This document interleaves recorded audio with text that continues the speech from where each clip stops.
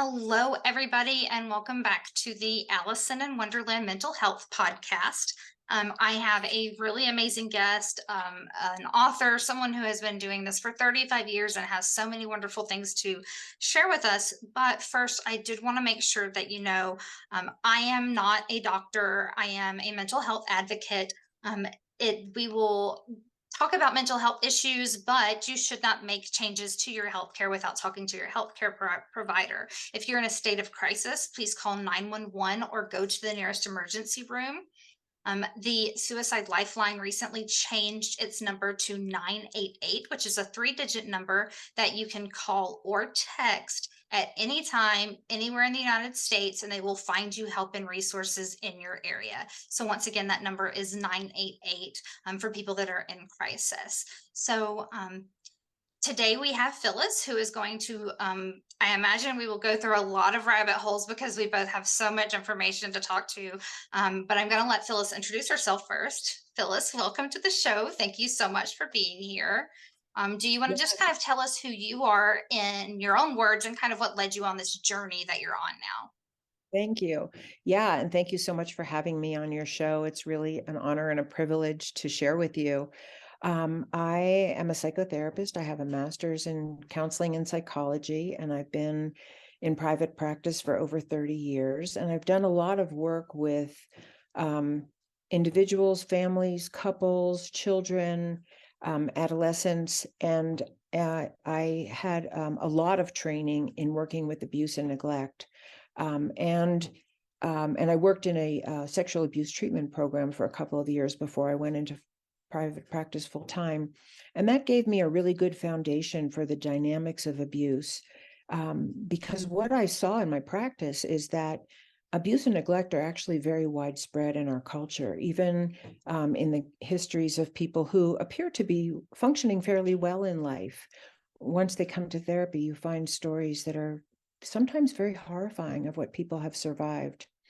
So that's the practice that I've had, and I have also written two books. One's called A Light in the Darkness, and the other one is Into the Fire, and those books are on Amazon. And I'm currently writing a different kind of book, and the title of the book is going to be America in Therapy.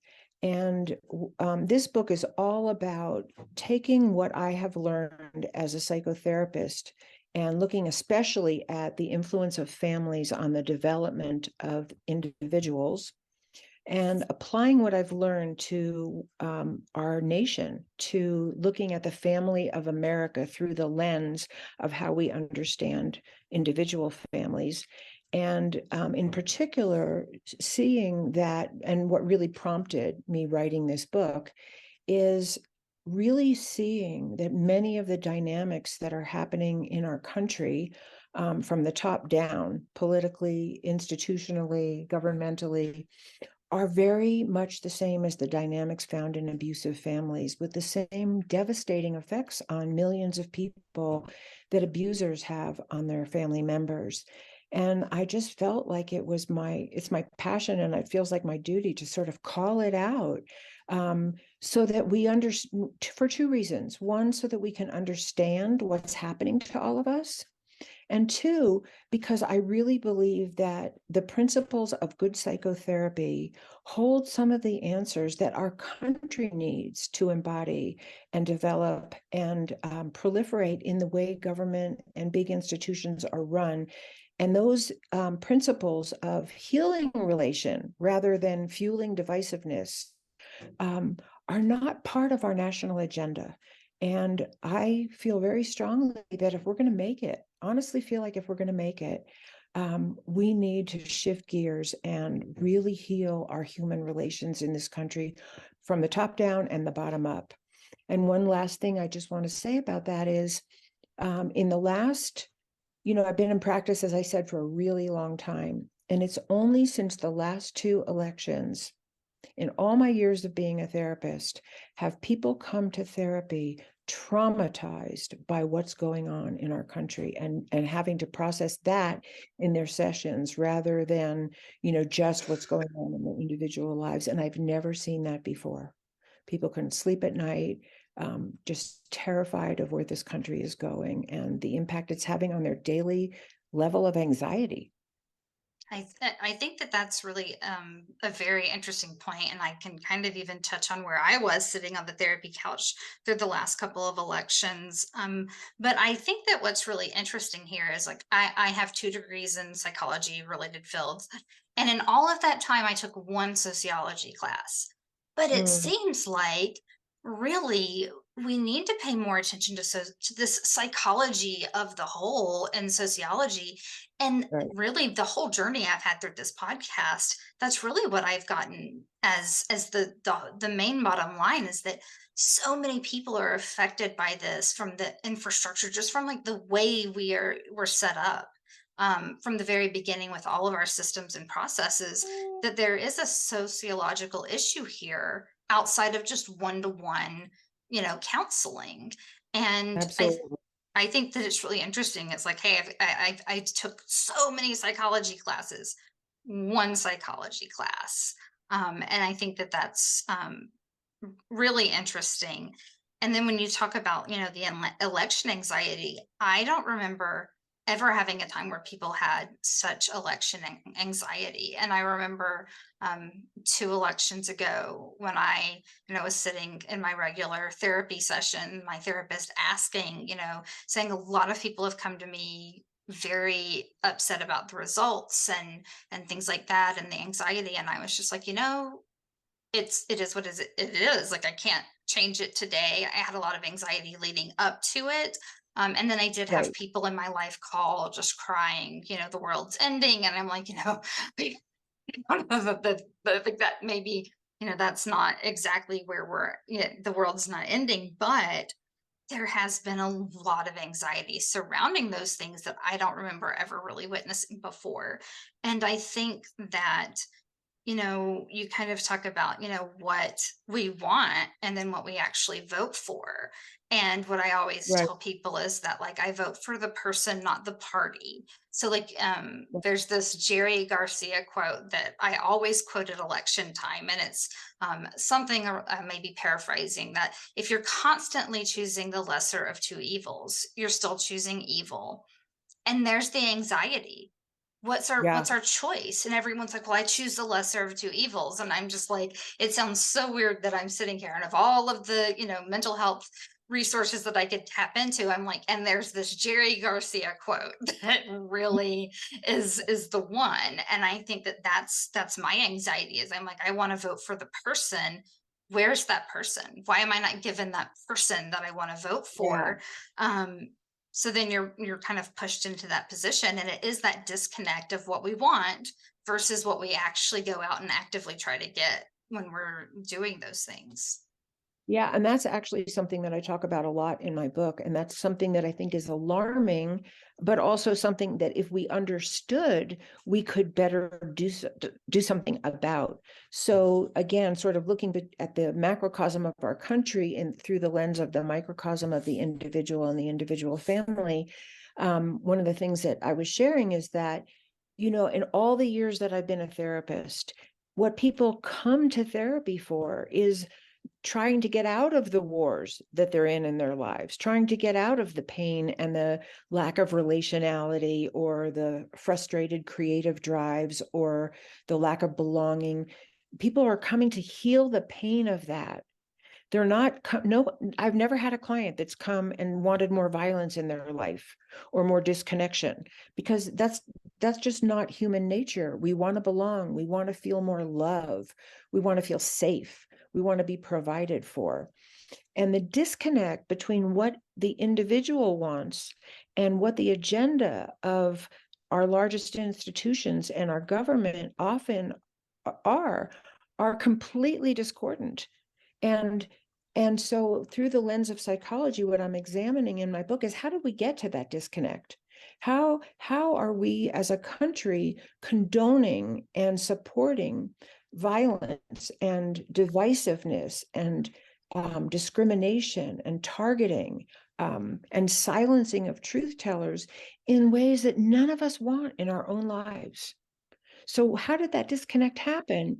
And one of the things that it makes, so what I'm saying is that psychology helps make some of that understandable. There are reasons why we do that. And some of it has to do with our early conditioning, our own early conditioning. And many people, and I think you and I were talking about this a little bit, can see that they've gotten to a place in their lives where they don't even know why they're doing what they're doing. They don't know why they're in a bad relationship and why they can't get out of it, or why they're not going for their dreams and feel stuck or blocked or insecure or self-doubting. And so many people that we find coming to therapy, and ourselves, because we're all part of the people, are living lives that they didn't want. And they don't know why they got to where they are. And they're sort of like, and I definitely experienced that myself before I did some therapy myself quite a long time ago, was like, I'm not the person I thought I was. I'm not manifesting the person that I thought I was. And I don't know how to manifest her. I don't know how to get the love that I haven't gotten, or give the love I haven't been able to give, or manifest my full creativity. So many different things. And the truth is that through the lens of psychology, we're not really a mystery. Our early conditioning sets us up for the coping mechanisms and the beliefs we have about ourselves that form the path we take in life for the most part. Some people have divine intervention and they make a miraculous breakthrough, but that's not really the case for most people. Most of us are struggling to live our most authentic selves in safety and valuing and peace and harmony with others. So that's a lot of what I'm looking at. And so when we look at the country, it's like, let's look through the lens of psychology to figure out how we got to this place. Because one of the things I really wanted to share with you is, in doing some of the research for my book, one of the things that I found was that there had been a study done on volunteerism in America. And what that study found was that volunteerism was really high. People are volunteering to help one another all over the country in many, many ways, going into prisons and working with prisoners, feeding the homeless, teaching inner city people how to grow gardens on their rooftops. There are so many people with good hearts and, good sharing, loving impulses for their fellow human being, that, you want to see that on the news. You want to see that be part of our politics. And again, I'm looking at how that disconnect happened, that there's so much goodness, there's so much creativity, there's so much strength, that we could even access way more if we weren't so invested in defense and fighting. Yeah, and it definitely is an interesting point because I've said this in other episodes, and I know people probably think it's insane, but I don't watch the news and I don't read the news. If something big happens, my husband will be like, "Hey, go check this out," and I'll Right. go look into it. But I had to quit the news after 9/11 because Yeah. I obsessively watched it. And I was in Mhm. Alabama. I wasn't personally connected to anyone, but we had this nationwide trauma that happened. And it probably trickled even to other nations where they're like, if Right. America gets hit this hard, what does that mean for us? And Right. so I finally had to just turn it off. And if there's something big, my husband and I don't really align politically, but he'll tell me about the thing and I'll go research it on my own and see what's going on, because I do Mm. need to know. Or I'll be like, hey, why are the flags at half mast? Because I cannot constantly have that negativity. And so even like when I'm on social media, Instagram really has me pegged where the only thing is that you see in my feed are like happy mental health tips, Mhm. self-care, and then cat videos. So that's like very much those are the things that I wind down looking at the end of the day, or like, remember Right. you're good enough and that you're special and you're loved and these things. And then look at this cute cat, because I can't handle personally the Right. stress of the whole nation on me. And I think it's really important because we do have those positive things that we don't get to focus on as much. And we're not celebrating the wins Right. out there. And it is very stressful, really, I think, as a nation, with those experiences, and why aren't we seeing this volunteerism? If Right. we don't know people are volunteering in the prisons, then how do we know what kind of experiences there are in the prisons? How, people recidivism, like why are people Right. having, constantly ending up back in prison? Well, we're so disconnected from that. And I'm not Right. saying, hey, go volunteer in a prison, because my husband would never let me go. He'd be, volunteer in a prison. You're like, no, you're not doing that. Right. But at the same time, like knowing the people and hearing the stories of the people that do that would help us to have that personal connection and understand and have the empathy that we need, even though we're disconnected from it. Absolutely. And two things that makes me think of. One is that, you know, again, using the family as the sort of the role model for the country, if a family was just feeding their children bad food and only showing them horror movies and violence, we'd say, what's wrong with you? I know those people. Right. Right. Yeah, but it's not good. It's bad. It's not good food for our children and ourselves to consume. And that's kind of what we're being fed by the media. I think there's a place for needing to know what's going on. However, what I think is health producing and positive is, even if you have to talk about something going on that's not pleasant or violent or scary, that the frame around it is, what can we do about this? Not just sensationalizing it or looking for who to blame or who to retaliate against. So there can still be a frame of healing even around things that are very scary and unpleasant. Makes sense. Yes, absolutely. And I mean, it's definitely one of these situations where you kind of see, you you talk about like an abusive relationship and how did I get here? Well, you also, when you're in those situations, I think people have a hard time really understanding not only how did I get here, but how do I get out of it? And I think when you're at Absolutely. this point, you're like, okay, well, I've spent 30, 40, 50 years being this person.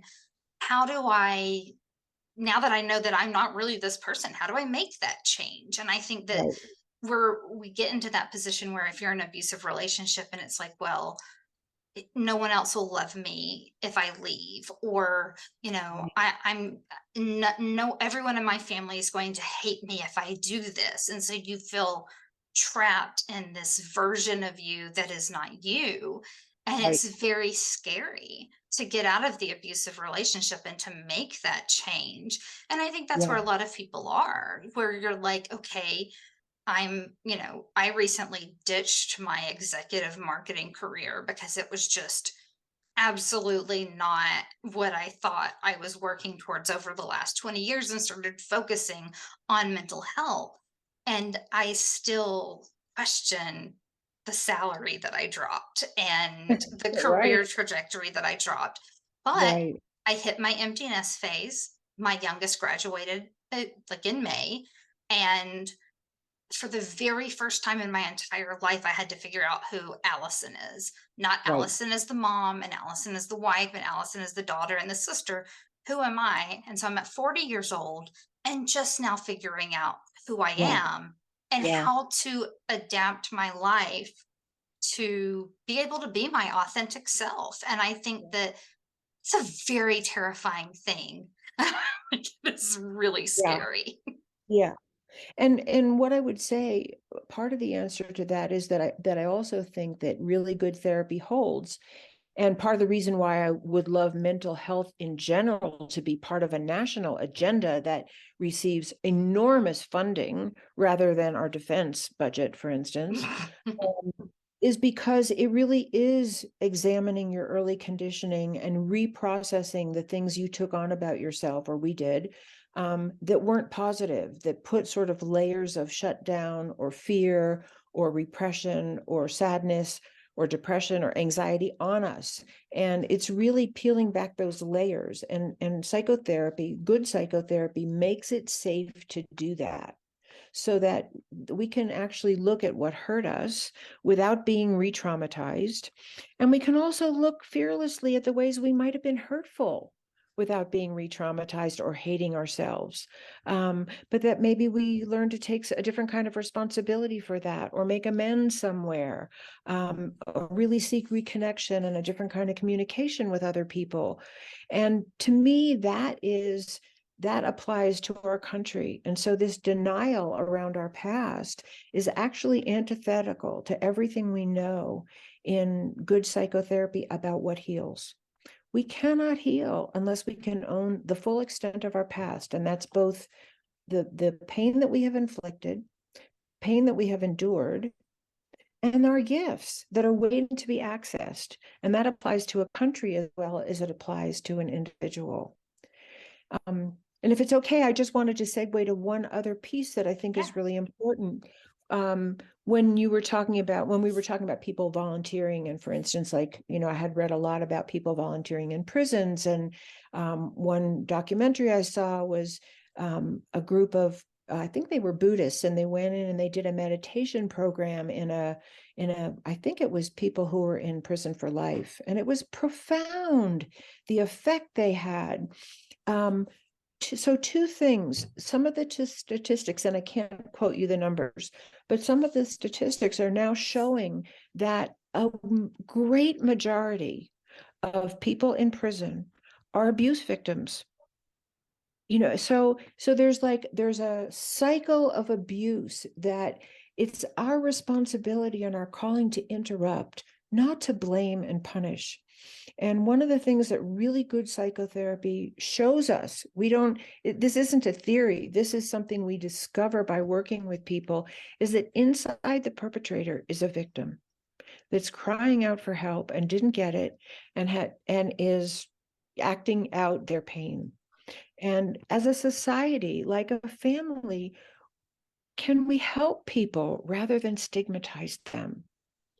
Because Absolutely. And I think that also when you're talking about, you know, great psychotherapy, the resources are not there for everyone to have great psychotherapy. And even the absolutely. resources that are available, people don't know about them. So I went through a situation in 2008 where um, I knew someone that was having suicidal ideation, but did not have insurance. And so, like, emergency rooms can't turn you away. So, like, we went to the emergency room and they were hospitalized for a week, and the hospital then helped set them up with all of the resources that were there that we didn't even know about, Yeah, for free mental health treatments, for, you know, $2 medications and things like that. And we never would have known that those things were there if it had not been a trip to the emergency room that then gave us those resources. And I think that that's the struggle, is that, one, you can find a therapist. And I've worked at companies where they have this service where you can do, free therapy calls, but it's like through whatever system. And right, it took me 20 years to find the right therapist. This is like the most intimate relationship you'll ever have in your life. right, So good psychotherapy, it's not necessarily that you've got, like, I mean, I'm sure there are really terrible therapists, but really you have to find the right relationship. And if you're right, tied to what Blue Cross will cover or what Cigna will cover, then right, then how do you do that? Or if it was only when COVID started that telehealth was covered under insurance. right, So, like, what do you do then?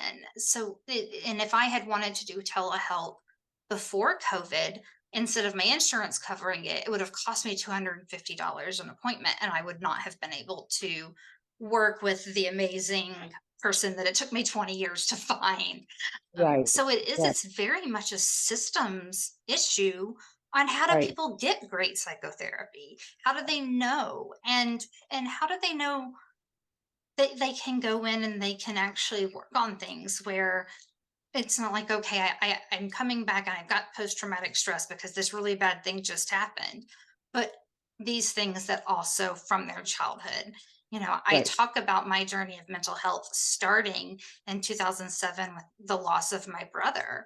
But Mm, the PTSD I suffer and the insomnia I suffer is from childhood abuse and mm, so I didn't even start the mental health journey until I lost my brother. But then there's all of these other things that, Right. obviously, like, we grew up in this household with all of these things going on, which fed into his mental health issues, and then Mhm. also created all these issues for me that I did not explore until I was in there going through my grief over Right. my brother. So it's really just knowing that, there is that trauma, and how do you keep that abuse from turning into being the abuser and then ending up in prison with all of these other people that have been subject to abuse. Their love maps are screwed up. They don't know how to interact. All of these Right. things, Absolutely. they've abused people, and it's just this constant. And then where do those people end up? Right. It Yeah, is I mean, I a think we're major looking system at issue. absolutely. I think we're looking at something that is, were we to be informed enough and in enough pain to be motivated enough and to recognize our pain and not keep projecting it onto other people, that we're really looking at the need for a huge paradigm shift. And the shift is healing. And the shift is, having healing our human relations be number one priority for ourselves and for our country, so that our resources are funneled into mental health, so that those resources, because you're right, there are so many people who will never get the help that they need and deserve. Um, and at the same time, it needs to be a national agenda, because it's our created national environment that's creating some of these problems, whether it's racial discrimination or religious discrimination or targeting immigrants or the wealth divide between the 1% and the 99%. There are so many systemic family of America issues that need to be addressed to create an environment that can actually support our families being healthy. Right. So, so it goes both ways. We need the bottom up. We need to support in any way we can families getting help if they're in trouble.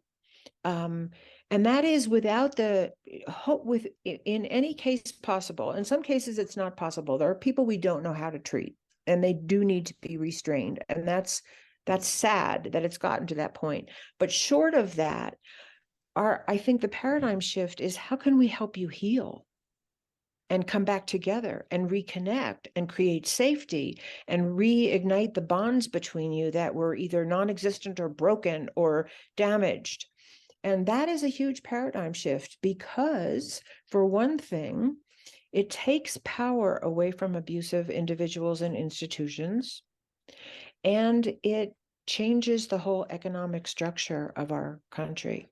And these are things that I think as a country we have to face if we want to survive as a race, as a species, because everything I'm talking about really applies to the globe. I'm just talking about America because I live in America and I'm familiar with America, but I think some of these principles are applied to people all over the world. Yeah, I talk about things as they relate to America, because I don't know Yeah, exactly how other countries are, and I know that there are definitely issues in other countries, and then there are fixes in other countries with the education right? system. So, there are always things that are worse and things that are better in different places. But, when you were talking about that, I kept thinking about, I always think about all of these things I think kids should learn in school that they don't. We took away trade classes and exchanged that for AP courses because everyone needs to go to college and get all of the student loan debt. I remember sex ed classes and health classes and the very limited information that was provided. And I am sure now some schools have a much better, they're allowed to say more. Where when I was in school, it was abstinence and all of these things were definitely the way it was educated. But then where is the mental health part of health? I do know that there are organizations like the American Foundation for Suicide Prevention that have created programs like More Than Sad and things like that that can be put into the school systems where people can recognize suicidal ideation, but really just mental health as a whole. Yeah. We've got health class where we're learning about diseases and how to do CPR and apply pressure. But, recently I've taken through John Hopkins, a psychological first aid course.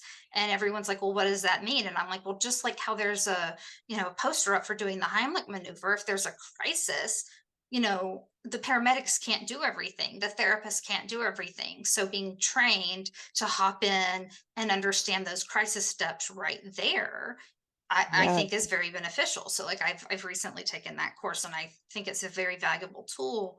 But where are those tools for people when they're growing up?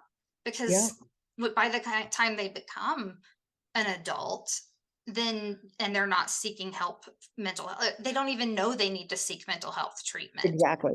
So Exactly. this is definitely a systems issue. I think the whole school system that is set up now, that's really just high school is training you for college, not for life. And I think that that's a Right. struggle. And once again, it's a financial issue. We're getting budget cuts. We're having teachers on a massive level quit because they're mistreated, they're not paid well, and it's dangerous to be a teacher because we're not putting the money into the schools, we're taking it Exactly. away. I mean, that's it. So part of that paradigm shift is where we put our tax money. And for me, it's into healing. It's into having psychology be a main course in high school. That's just part of the curriculum. Learning about psychology, learning about family dynamics, learning about projection, and how to all the things that we're talking about. How to see yourself as a functional part of a whole, rather than the focus being on individualism and your own personal success or competitive value, rather than your safety, your well-being, and your ability to thrive actually depend on a functioning whole system that's Yeah, inclusive and loving and safe and providing for you, and teaches you good boundaries, and teach our children nonviolent conflict resolution. Wouldn't that be amazing to have that just be a part of our school curriculum? Because that's the training for life. The right. training for life is the training for relationship. Everything depends on relationship pretty much, unless you're, a hermit who can make money just doing your art in your cave. But that's not most people's life, right? Right. um, And so I'd like to see that in our government. I'd like to see, and again, it's part of the paradigm shift, and it's part of the shift in our national agenda and where we put our resources. Let's have mediators in Congress. Let's show people how to come together and resolve their differences for the good of the country, rather than the good of the perceived good of themselves or their party or whatever. Just like we do in families. That's what family therapy is about. How do we come together and communicate for our common good? So yeah, that, does that make sense? it, Yeah. it does. But it's how do we get there? How do we make it be about mental health initiatives instead of political initiatives? Because you're always hearing this mental health bill is up, or this healthcare bill is up, or this, all of these different things are up to talk about, but it is very political. It's like, hey, this is what we're wanting to get passed, but this is what it's going to cost, and we're also throwing in 20 other things. So even if you do want this main change, but you don't want the other one, then you're not going to vote for it. And then I also feel like a lot of people, they focus on presidential elections and don't really see the steps that lead to that through this smaller community and these smaller votes and things, because honestly I think a lot of people don't even know that they're happening. I've had that happen where I'll drive through downtown and there'll be like vote here signs and I'm like, what vote, what vote? And I have to look it up, and I'm like, if I didn't Right. drive through the little downtown strip, like how would I would have never known there was a vote. Never. Well, I think one of the elements that's really basic to what you're talking about is education. And that's actually why I'm writing this book, because I think a lot of people, if you don't have exposure to psychology and you've never been to therapy and you just don't have that as in your environment, your family, languaging and talk and your community, then I think a lot of people don't know psychologically how we're behaving and why we behave the way we do, and what underlies healthy psychological functioning and what underlies dysfunctional and abusive or violent psychological functioning. So I think education is the place to begin. And because an informed public is going to make different choices, right? And again, I want to repeat what I said in the beginning. We are being conditioned to believe that so much of what the division and strife is about are political ideological differences, but they're mental health issues. Mentally healthy people don't make war on other people. They don't rape, they don't exploit, they don't kill. They don't target vulnerable populations. Mentally healthy people operate on the basis of caring and inclusiveness and sharing and cooperation and healthy boundaries and peaceful conflict resolution. And this we see over and over again in the field of psychology and in our offices. And this is the paradigm shift. It's huge. And Yeah. it's like, to me, it's like the secret lying hidden in plain sight. Exactly. I almost feel like where you're going to have people that will binge watch the Netflix series and things like that, but not actually go look at the mental health podcast and those things. So can we make Hollywood change? I have been very obsessed lately on Yeah, the fact that the TV MA rating has now started to include sexual violence because it is so common in right, TV. And I'm right. like, why does this have to be? And I've had some people tell me that, well, it's that we're finally showing people that this is that this is happening and this trauma is happening. And I'm like, but every other episode doesn't need to be that. We don't need to believe that if there was a zombie apocalypse tomorrow, that every woman is a potential victim for rape, because that's what happens when the zombie apocalypse happens. And so Yeah, yeah, and it's very much like we realize that romanticizing suicide is not okay. So there, years ago, Netflix came out with 13 Reasons Why. They actually went in and adjusted it because the different suicide organizations went to them. They put a lot of messaging in it at the beginning and the end.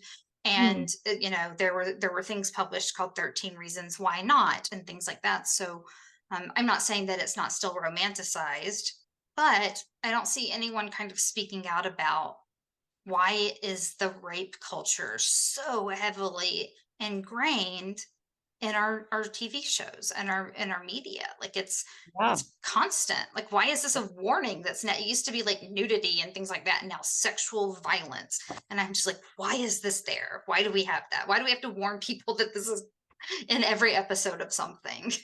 right. And I think it's the sensationalizing of the things that, again, no one actually really wants in their life. So somehow that is, it's sensationalizing for entertainment, which I agree with you is unhealthy. And it's also distancing. And I want to go back to something that you said for the same reason when you were talking about, that mental health, bills come up and maybe they pass and maybe they don't. And I think part of that whole thing is that we still, I think, as a culture, make mental health belong to other people. There's other people who are mentally ill. And so, how are we going to take care of that mentally ill population? Maybe we just don't want to put the money there because we want to put it somewhere else. But our society is suffering from mental health problems. We're all suffering. You cannot be in an abusive family, a one-on-one abusive family, even if you are not the target of the abuse, you are still being abused by witnessing it. And we are all being abused by witnessing the abuses that happen in this country. And we have to know that. Um, And and then we so, all have guilt and shame, and that's a trauma that comes on us, because if you are the child or the person in the home that's not being abused but's witnessing it, there's right, guilt, there's shame, and the person being abused also feels those things. So it's yeah, it's it's definitely, I can see how as a nation, I mean, I definitely feel that way. I feel guilty that I can't make everything better. So like yeah, yeah, it's definitely and I know that I'm one of those people that sees that mental health does affect everyone, but that's because I've been educated and involved in it. So that's when you're a therapist or an advocate and you're in these things, you know about them more. Just like if I was an advocate, against the death penalty, I would know a lot more about those things. So Right. my brain would shift on that. So I mean, we talked about a lot here, and we talked about, you know, America in therapy. And really that's, your book, that's going to be your book, but that's really been this whole topic of conversation. Did Right. we miss anything that you really want to make sure the audience hears? And then, keeping in mind that when your book releases, I definitely want to have you back and we can Oh, really I'd touch love more on to. that as well. Yeah. Yeah. No, I would love to. If something was in my mind and it just escaped me. So I think we've said a lot, and we'll just save the rest for the next time we meet. And I would love to come back when my book is out. And I really appreciate this conversation because it's really fun to talk to somebody who's also super knowledgeable with what I'm talking about. So I've really enjoyed talking with you, and I really appreciate being here. Oh, thank you. I really appreciate you being here too. I think this entire journey through this podcast has just shown me that so many people are, have things to say about mental health and know where to really say it. And I think that Right. that's just a really, social media and stuff has created ways for us to be traumatized, but there's also this little good point that we're getting out of it. So that makes me happy. Totally. Totally. And if I can, I'd like to just share that I have a website, and it's www.phyllislevitt.com.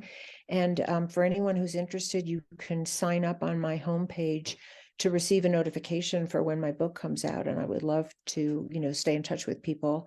And then I'm on Facebook and Instagram and Twitter and all those good things. So please follow me. And yeah, Absolutely. And we will have all of those links on the AllisonInWonderland.com website. And if you were watching this on YouTube, then that website just popped up under Phyllis. So you will see it there as well. great. Thank you. Wonderful. Thank you so much for being on. Thank you for having me.